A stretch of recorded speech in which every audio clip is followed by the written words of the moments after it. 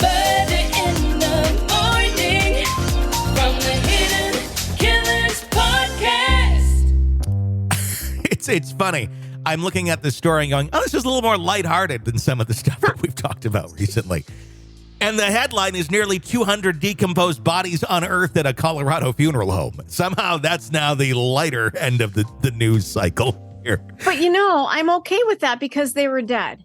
Yeah, it's still pretty gross and disturbing, but yeah. But they didn't suffer. I mean, they died. They went to the funeral home. They weren't treated with respect. I get that. But they hopefully died whatever way they died in a peaceful fashion instead of, with a brick to the head. But you have 200 people or 200 families now because you got 200 people. And then all the people that care about that deceased individual that now have to go through the emotional trauma and hell of getting that news of, hey, by the way, they're still at the funeral home. But here's my question. We'll obviously get into the story, but my question is this. If you've got a family member that's passed away, aren't you doing something with their body in some way, like in the next week or two, or that's the next you question. know the status of their body? Yeah. I mean, isn't that kind of what I don't know. That's what I'm getting at. We'll learn this as we go. My guess is going to be, it's kind of one of those cremation type things, or I believe this was a green funeral home, and I don't even know what that means. We'll learn in a moment together. But I think it might have been something to the extent of, the body was, I don't want to say disposed of, but was interned.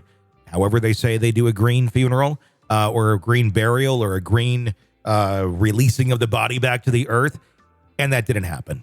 It's in the lines, I think, of when you cremate someone and you're assuming you're getting the ashes of the person that was cremated, not just like a mass cooking of bodies and here's a bunch of ashes for y'all, or they're selling the body for that one too, where some funeral homes have started, harvesting body parts and such, and not letting anyone know about that little factoid, and then getting rid of the body and then giving the families, a bunch of ashes from an oak tree or something. Mm-hmm. In a shocking development, investigators have unearthed the remains of nearly 200 people from a funeral home in Penrose, Colorado. Colorado's not the state to trust your funeral homes. There's very little regulations, and we'll get on that in a moment. The authorities were alerted to the Return to Nature funeral home. It's a fun one. Weeks ago. Sounds like something that we do like a field trip on or something as a child, or it'd be an episode of Reading Rainbow. Like, hey, kids, I'm at the Return to Nature funeral home. Let's read a book about death. Following complaints about an abhorrent smell that turned out to be the decaying bodies of more than 100 individuals. According to the Colorado Bureau of Investigation, the grim discovery comprises at least 189 bodies, which have since been relocated to the El Paso County Coroner's Office for further examination. Does the El Paso County Coroner's Office have 189 freezers to put these bodies in? No, here's what's probably going to happen. They're probably going to start cremating them. You'd almost have to. Mm-hmm. I think we're at the point where there's not much they can do with these bodies. They need to either be buried and left alone or cremated immediately for health reasons. The funeral home, positioned about 100 miles south of Denver, came under scrutiny earlier this month when initial reports revealed 115 human remains improperly stored on the property. It's such a generic way of saying 115 human remains improperly stored on the property. It's a lot of that's a lot of human remains improperly stored on one property. Jon Hallford, the owner of the establishment, has been accused of attempting to hide the maltreatment of the remains. In a letter dated October 5th, officials highlighted that state regulators suspended the license of the Colorado Springs-based funeral home after these revelations. Hallford confessed to the regulators, admitting to a problem, quote unquote, at the property and mentioning his practice of taxidermy there. It's a fun little... Oh, no. Why are you adding that into the statement? Why are you even talking about taxidermy at all? Yeah, that adds another factor of what's going on here. Norman. Oh, Norman. Right? Describing the situation, Fremont County Sheriff Alan Cooper termed the inside of the facility, which is approximately 2,500 square feet, as horrific. It's not big. It's like the size of it's a little bit bigger than an average home. Not much. It's about God. Cooper's comments underscore the severity of the discovery, especially when considering the adverse reaction of a paramedic on the scene who developed a rash and needed medical assessment. Okay, so they need to burn these bodies immediately. We don't need to traumatize the people who have to deal with this. Put somebody in a hazmat suit, take them in there, load the bodies into the crematorium, and be done. I'm still trying to figure out how you do 189 bodies in a 2,500 square foot space. That's probably why there's a smell coming. How do you do that? I mean, I don't know. That's that's about the size of my last home. And I'm in my mind trying to picture, it's even smaller than my last home by about 1,000 feet. A lot of people.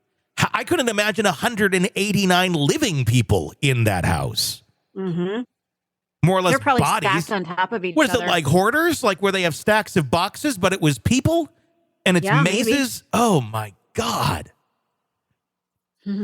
While the investigation is ongoing, Sheriff Cooper emphasized that the focus is also on the affected families. We want to do all we can to provide the families the support they need as we shift to the next phase of this process, Cooper said. The tedious task of confirming identities and informing surviving family members has begun. DNA testing, anticipated to span several months now. I don't think the bodies are hitting the flame anytime soon. We're conducting extensive coordination efforts as we focus on the identification of the descendants, expressed Fremont County Coroner Randy Keller, aiming to prevent further trauma for the grieving families. Currently, it's uncertain if the funeral home operator will face criminal charges. Oh, well, they'll probably lose their license, obviously, but does this rise to a criminal level? It's probably just negligence. It's not 189 bodies as negligence? Well, I'm trying to be kind. No, this is insane. Sheriff, but again, forgive me, they're already dead. But it's 180 live people suffering. It's 189 bodies. Tony, I know. I don't care. This is criminal as shit. And if it's not, I don't know what is. We're living in bizarro land. I mean, if this is not criminal.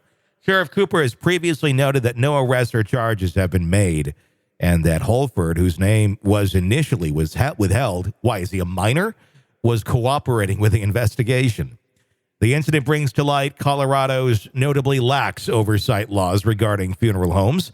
As reported by the Colorado Springs Gazette, Colorado stands as the only state without mandates on minimal education and training for licensing funeral homes. Okay, that needs to stop because you can really harm people. There's the chemicals, and granted, this was a green type of a funeral home, but the chemicals that are often used in embalming, they're very dangerous. You've got to know what the hell you're doing. What the hell is a green funeral home? What does that mean? Can you look that up, or do you already know it? Nope, I'm going to look that up. Okay. And I worked for a euthanasia company, and then we worked with the crematorium often. Yeah. And I toured the place, and I chatted with them often. The reputable ones are done extremely professionally. I mean, and I'm not bodies are tagged and tracked at every stop.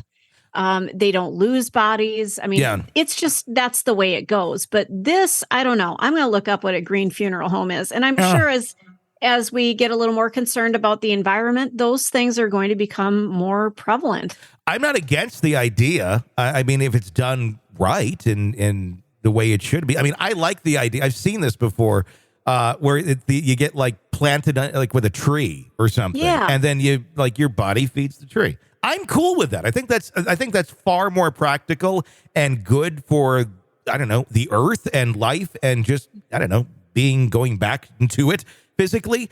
I'd rather be in something like that rather than just, in a big box somewhere in the middle of a field.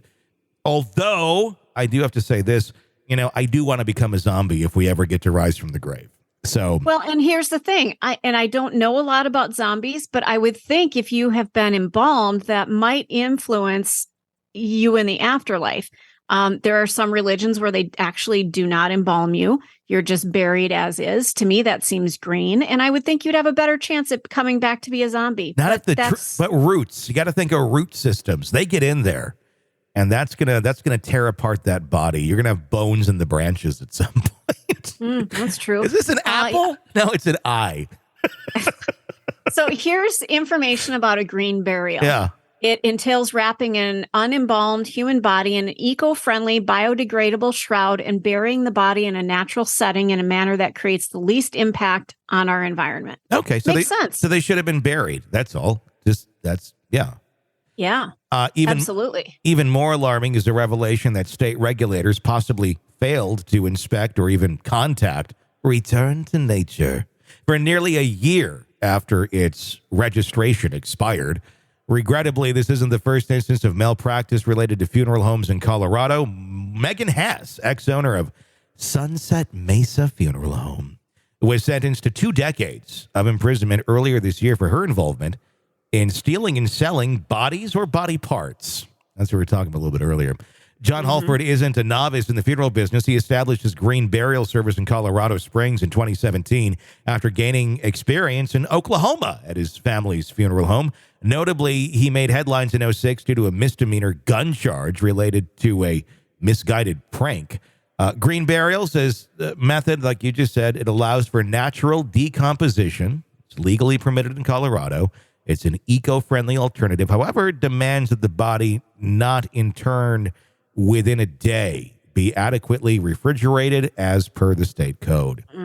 Okay, so if you're not going to bury them right away, they need to be refrigerated in something that has a generator in case the power goes out. Yeah. Return to Nature Funeral Home previously advertised green burials for $1,895, not inclusive of casket or burial plots. See store for details. Additionally, they offered cremation services for $1,290, which were discontinued last July. They opened up a pizzeria and started to use the oven for that. Okay, I made that part up. Residents living nearby recounted the odorous stench emanating from the funeral home weeks prior to the investigation. We just assumed it was a dead animal, shared Joyce Pavetti, a 73-year-old local. Joyce Pavetti should be happy she doesn't have a better sense of smell at 73 because that's not a dead animal. I've smelled a dead animal. It's very different than a rotting, 180 some bodies rotting. Yeah, it doesn't smell like the Holocaust, basically. Precisely. The FBI is actively seeking information from individuals who suspect the wrongful storage of their loved ones' remains at this funeral home. The FBI encourages these individuals to fill out an online survey to aid in their investigation. Oh, God. Check this box if you think your mother's corpse is stacked in the Colorado funeral home. Oh, God. I just don't understand human beings, because you can have so many good ones and function well, but then you have people that somehow go down a road like this and it takes the neighborhood to go, kind of smelly over here. Maybe we should look at this. And then to go, oh, shit, that maybe. At some point, maybe they got a couple people called in sick. They were short-staffed. Bodies started stacking. Maybe. I mean, I've seen it at the local fast food. It's like there's 17 cars in the drive-thru because 2 people called in sick and shit just starts getting behind. Yeah. Could be the same situation. It could be, but it's a little different. Bodies are slightly different than Big Macs. Want to listen ad-free? Want advanced access to all of our interviews before anyone else?